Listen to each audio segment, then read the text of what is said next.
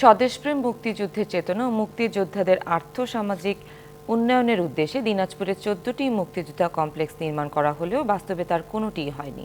অনেক ভবন ব্যবহারই করতে পারেনি মুক্তিযোদ্ধারা, আবার কোনোটি পরিণত হয়েছে মাদকের আখড়ায়। বিগত সরকার নিজেদের লোকদের পুনর্বাসিত করতে বিপুল খরচে অপরিকল্পিত ভবন নির্মাণ করেছে বলে অভিযোগ মুক্তিযোদ্ধাদের।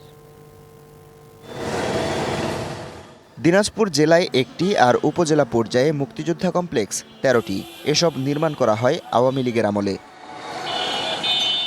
উপজেলার প্রতিটি ভবনে খরচ প্রায় 1,83,00,000 টাকা, আর জেলায় 1,60,00,000। 2022 সালে সদর উপজেলার এই ভবনটি উদ্বোধনের পর আর তালা খোলা হয়নি। 6টা বাড়ি ছিল, এখানে বাড়িগুলো উঠাই দিয়ে তো এই মুক্তিযোদ্ধা কমপ্লেক্সটা করছে, অথচ এটা ব্যবহার হচ্ছে না। তাইলে ওই ভূমিহীন লোকগুলোর জন্য সমস্যা হয়েছে না, তাদের বাড়ি ঘরের জন্য সমস্যা হয়েছে না। উদ্বোধন করার পর থেকে এখন পর্যন্ত কেউ আসেও নেই, এটা খুলেও দেখে নাই।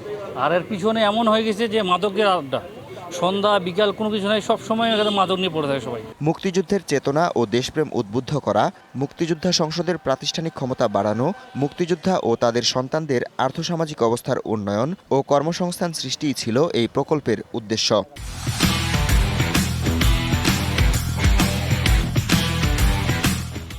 কিন্তু বিপুল অর্থ ব্যয়ে কার স্বার্থে এই কমপ্লেক্স নির্মাণ, এমন প্রশ্ন তুলেছেন খোদ মুক্তিযোদ্ধারা। আজকে পর্যন্ত এটার তালাটা খোলা হয়নি। মুক্তিযোদ্ধাদের বলি আর মুক্তিযোদ্ধা সংসদের কোনো কাজেই আসেনি। কমপ্লেক্সগুলি যে তৈরি করা হয়েছে, নির্মাণ করা হয়েছে, এইটার একটা অসৎ উদ্দেশ্য নিশ্চয়ই ছিল। খুব অবাক হয়ে আমরা, এত টাকা দিয়ে যাদের উদ্দেশ্যে এই কমপ্লেক্সগুলো তৈরি হলো তাদের অদ্যাবধি কোনো কাজে লাগলো না, কাজে আসলো না। তো কী উদ্দেশ্যে এগুলি তৈরি করেছে না, নিজেদের লোকজনকে এখানে প্রোভাইড করা, বাণিজ্যে প্রোভাইড করা, এটা একটা বড় একটা দুর্নীতি হয়েছে বলে আমি মনে করি।